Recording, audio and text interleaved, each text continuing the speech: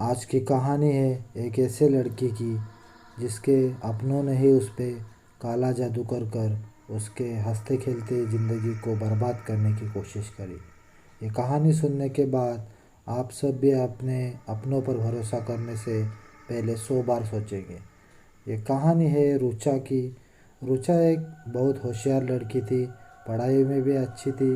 उसकी पढ़ाई कंप्लीट होने के बाद उसके घर वालों ने सोचा कि रुचा की शादी कर देते। तो रुचा से बात करने के बाद रुचा ने भी उस पर हाँ भर दी कि मेरे लिए एक अच्छा सा लड़का ढूंढो। परिवार वालों ने अपने ही बिरादरी में एक लड़का देखा जिसके माता पिता तो पहले ही गुजर चुके थे और उसको पढ़ाई लिखाई में उसके चाचा और चाची ने उसको संभाला था। तो लड़का को भी रुचा पसंद आ गई और रुचा को भी वो लड़का दिनेश पसंद आने लगा। तो दोनों ने शादी करने की ठान ली। उसके बाद उन दोनों की शादी हो गई। शादी होने के बाद कुछ दिन ऐसे निकलने के बाद रुचा और उसका पति दिनेश उसी चाचा और चाची के घर रहते थे। मगर 1-2 महीने हो जाने के बाद दिनेश भी अच्छा नौकरी कर रहा था और अच्छा से कमा रहा था।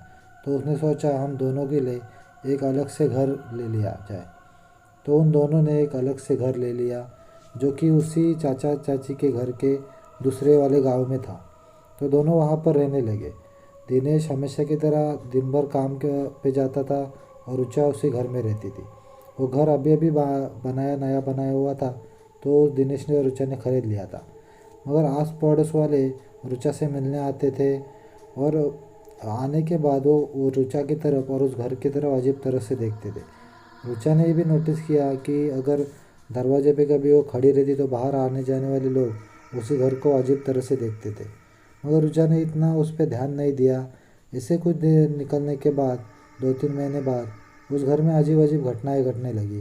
कभी सोने के बाद बर्तन गिरने लगे, कभी नल का फ्लैश चालू होने लगा, बाथरूम का डोर ओपन होने लगा। मगर रुचा ने उतना ध्यान नहीं दिया कि कोई होगा, हवा की वजह से बर्तन गिर रहे होंगे और दरवाज़ा खुद और बंद हो रहा होगा। रुचा से मिलने वहाँ पर एक दादी माँ आती थी और गांव के आड़ोस पड़ोस वाले भी उससे मिलने आते थे। एक दिन रुचा ने उस दादी माँ से पूछ लिया कि दादी माँ, यहाँ पर जो भी कोई आता है वो इस घर को अजीब तरह से क्यों देखता है? मेरे को आप ठीक से बताओ कि यहाँ घर का क्या हिस्ट्री है। तो उस दादी ने डरते डरते रुचा से बात की और उससे कहा कि ये घर बनने से पहले यहाँ पर एक स्मशान भूमि थी और यहाँ पर वो स्मशान भूमि को मिटाकर यहाँ पर घर बांध दिया है। और जब से घर बांधा है गांव में अजीब अजीब तरह से घटनाएं घटती है। इसी वजह से सब लोग इस घर को मनुष्य मानते हैं और तुम लोग यहाँ पर रहते हो इसलिए लोग अजीब तरह से तुम्हें देखते हैं। और दादी माँ ने सब कहने के बाद रुचा से कहा कि तुम ठीक तो हो ना, इस घर में कोई तुम्हें तकलीफ तो नहीं? तो रुचा ने उस दादी माँ से कुछ नहीं कहा। और दादी माँ जाने के बाद शाम को जैसे दिनेश घर पर आया तो रुचा ने दिनेश से बात की और कहा कि दादी माँ ने मुझे ये सब बताया कि ये घर ऐसे शापित है और यहाँ पर पहले शमशान था। तो दिनेश पे ने इस पे पहले ध्यान नहीं दिया, मगर उसने रात को जब घूमने जाते वक्त अड़ोस पड़ोस वालों से दोस्तों से पूछा तो उन लोगों ने भी बता दिया कि यहाँ पर पहले शमशान था और जब से घर बना है तब से गांव में अजीब तरह से घटनाएं घटती है। ये सब होने के बाद जो दिनेश जैसे काम पे जाता था तो रुचा अकेले रहने के बाद वो दादी जब से बोल के गई थी इस जगह के बारे में, तब से उस घर में अजीब अजीब घटनाएं बढ़ने लगी। कभी दिन में भी अभी बर्तनें गिरने लगी, अजीब तरह से आवाज़ आती थी, घर में किसी दौड़ने का और कोई है ऐसा उसको वहम होने लगा। कोई उसके पीछे से उसको आवाज़ दे रहा है, ऐसे भी उसको आवाज़ें सुनाई देने लगी। इसी बीच में रुचा प्रेग्नेंट हो गई। 1-2 महीने के बाद उसका मिसकैरेज हो गया। ये होने के बाद रुचा काफ़ी टेंशन में रहने लगी। तो रुचा के माँ ने उसको उसके घर बुला लिया और वहाँ से उस माँ ने को ये सब चीज़ें बताई रुचा ने कि घर के बारे में। तो माँ ने एक तांत्रिक के पास रुचा को लेकर चली गई। तभी उस तांत्रिक ने कहा कि जो घर है वो सच में उस शमशान की जगह पर है और वहाँ पर कोई नेगेटिविटी उस घर में वास कर रही है। मगर तुमने घर में जाने से पहले कोई पूजा की थी? तो रुचा ने बोला कुछ नहीं किया था। तो उस तांत्रिक ने बोला कि घर जाकर पहले तुम एक छोटी सी पूजा रखो और हवन कर दो। तो रुचा ने घर जाने के बाद दिनेश से बात की और वहाँ पर एक पूजा और छोटा सा हवन कर दिया। उसके बाद 1-2 महीने ऐसे सब ठीक चलने लगा। थोड़ी दिन बाद वापस से वही घटना होने लगी। बर्तनें गिरने लगी और कुछ ऐसे ही किसी के दौड़ने की आवाज़ आने लगी। और रात को कभी कभी कुछ ब्लैक शैडो भी घर में दिखने लगी। तो रुचा ने वापस अपने माँ से बात की कि ऐसा ऐसा हो रहा है। और उसी दौरान रुचा वापस से प्रेग्नेंट हुई। और वो प्रेग्नेंट होने के बाद तुरंत 1-2 महीने बाद वापस से उसका मिसकैरेज हो गया। तब उसने उसके माँ को सब बताया, तो माँ ने वापस से उसको अपने घर बुला लिया और तांत्रिक के पास वापस लेके गई। तो तांत्रिक ने कहा कि उस घर में काफ़ी निगेटिविटी फैली है, इसलिए तुम वो घर छोड़ दो।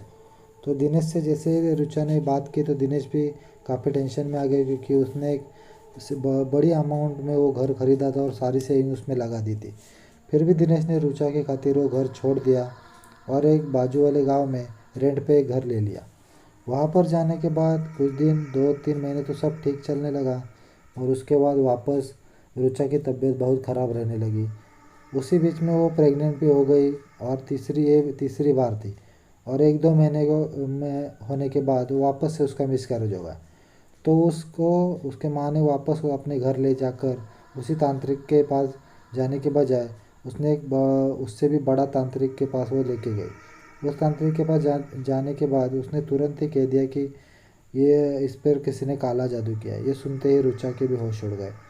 तो रुचा से बात करते वक्त उस तांत्रिक ने कहा कि तुम्हारे पहले वाले घर में जो दिक्कत थी वो यहाँ पर नहीं है, मगर यहाँ पर तुम्हारे ऊपर कोई काला जादू कर रहा है। तो ये सुनते ही रुचा भी उसके मन में आने लगा कि ये कौन कर रहा होगा। तो उसके माँ ने जैसे उसको उस तांत्रिक ने उसको एक धागा बांध दिया और उसको बोला कि जाओ, तुम्हारा कुछ नहीं होगा। तो कुछ दिन निकलने के बाद रुचा वापस से प्रेग्नेंट हो गई। और उसके बाद 2 महीने बाद उसकी तबीयत बिगड़ने लगी थी, इसलिए माँ ने उसको वापस उसी तांत्रिक के पास जाने लगी। तो जैसे ही तांत्रिक के पास चले गए, तांत्रिक ने कहा कि इस पर वापस से किसी ने काला जादू किया है। तांत्रिक ने वापस उस पर धागा बांधा, कुछ मंत्र और विभूत दे दी। उसके बाद रुचा वापस चली गई। 2 महीने गुजरने के बाद उसको 6वां महीना हो गया था प्रेगनेंसी के। और वापस से उसकी तबीयत खराब हो गई, उसको पेट में दर्द होने लगा। तो रुचा को वापस से उसके माँ ने वो उसी तांत्रिक के पास जाने को कहा। वो तांत्रिक के पास जाने तांत्रिक ने बोला कि रुचा पर और एक बार किसी ने काला जादू किया है। फिर से वही दवाई, वही भूबुत दी, उस पर धागा बांध दिया और उसको भेज दिया। और उसके माँ ने उस तांत्रिक से अकेले में जाकर बात की। तो तांत्रिक ने बोला कि मुझे समझ में आ रहा है कि उस पर काला जादू हो रहा है, मगर कौन कर रहा है ये समझ नहीं आ रहा, क्योंकि वो मेरे से भी बहुत ताकतवर है। ये सुनते उसकी माँ भी काफ़ी डर गई, मगर तांत्रिक ने बोला कि तुम टेंशन मत लो, मैं थोड़ी दिनों बाद ये सब पता कर लूँगा कि ये सब कौन कर रहा है। जैसे 8वां महीना रुचा को हुआ तो उसके वापस तबीयत खराब हो गई। इस बार उसकी माँ अकेली उस तांत्रिक के पास चली गई। तांत्रिक ने कहा कि इस बार फिर से रुचा पर काला जादू हुआ है। इसे तांत्रिक ने कुछ चावल दिए और उससे कहा कि अब तुम जाकर रुचा से उसको हाथ लगा के लेके आओ। जैसे ही रुचा ने उस चावल को हाथ लगाया, माँ ने वो चावल ले जाकर उस तांत्रिक को दे दिए। तांत्रिक ने वापस कहा कि इस पर और एक बार काला जादू होगा। इसलिए इस बार तांत्रिक ने एक उससे भी बड़े तांत्रिक को वहाँ पर बुलाया और उससे एक पूजा करवा कर तांत्रिक को पता चल गया कि ये सब कौन करवा रहा है। तब तांत्रिक ने उसके माँ रुचा के माँ को सब बताया कि जो उसकी चाची है वही उस पर काला जादू कर रही है, क्योंकि उस चाची का हस्बैंड उसको छोड़कर चला गया और चाची अकेली घर पे रहती है। और वो दिनेश भी उसको छोड़कर दूसरी जगह पर चला गया। इसी टेंशन की वजह से चाची उस रुचा पर काला जादू कर कर उसको हर बार परेशान कर दिए। ये सुनते ही उसकी माँ ने रुचा को सब बताया तो रुचा के भी होश उड़ गए। मगर इस बार तांत्रिक पूरी तैयारी के साथ था। इस बार 8वां महीना हो गया था उसको। उसके बाद 9वां महीना लग गया और जिसे प्रेगनेंसी की तारीख पास आने लगी, रुचा की तबीयत खराब होने लगी। मगर इस बार तांत्रिक पूरा तैयार था। उसने पहले ही रुचा की माँ के पास वही भभूत और वही ताबीज़ उसको दे दिया था। जैसे ही ताबीज़ रुचा को बांध दिया तो रुचा की तबीयत ठीक हो गई। उसके बाद तांत्रिक 2 दिन बाद उसी रुचा के घर पर आ गया और पूरे घर में पूजा पाठ और शुद्धिकरण करने के बाद रुचा की अच्छी तरह से तंत्र मंत्र से उसको बांध दिया, ताकि रुचा पर कोई काला जादू ना हो सके। उसके बाद रुचा ने एक प्यारी सी लड़की को जन्म दिया और उसके बाद से रुचा पर कोई आफत नहीं आई, क्योंकि उस तांत्रिक ने उस पर अच्छा सा काला जादू कर कर उसके सब बांध दिया था। तो इसी वजह से रुचा पे कोई काला जादू नहीं हो रहा था। और उसके बाद उसकी चाची भी उस पर काला जादू करना बंद कर देती है, क्योंकि उसको भी पता चल गया था कि रुचा को उसका नाम पता चल गया। तो ये कहानी ऐसी है। अब रुचा सब ठीक है, उसकी लड़की भी ठीक है, और दिनेश भी अपने काम में अच्छे से सब चल रहा है। तो यही कहानी थी, जो कि आपको अपने पे भरोसा करने से पहले 100 बार सोचने के लिए मजबूर कर देगी। धन्यवाद। और वीडियो पसंद आए तो चैनल को सब्सक्राइब करो और वीडियो को लाइक ज़रूर करना।